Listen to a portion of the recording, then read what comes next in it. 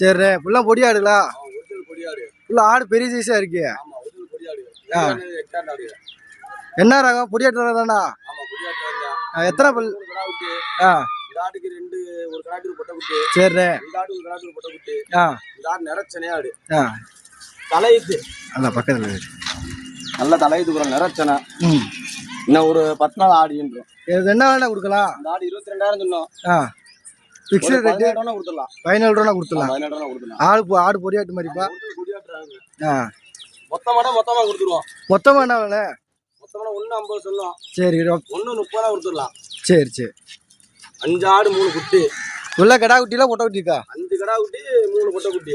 சரி நல்ல பேர் சொல்லுவோம். அந்த மாட்டு எப்பவுமே ஸ்டாக் இருக்கும். சரி கடா குட்டி சரி ஆடுனாலும் சரி எப்பனாலும் வாங்கிக்கலாம்.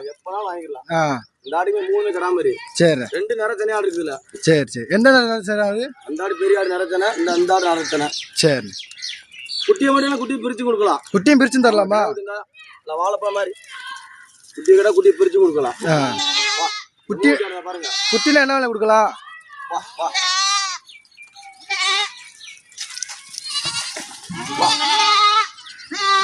குட்டி பால் சாப்பிட பாருங்க. குட்டியை பிரிச்சு எப்படி தரலாம்? குட்டியை பிரிச்சா குட்டி ஒன்று 7 ரூபா கொடுத்துடலாம். 7 ரூபா கொடுத்துடலாம். 3 குட்டியும் குட்டியை பிரிச்சா ஒரு குட்டி 7,000 22,000 கொடுத்துடலாம். சரி கட் பண்ணி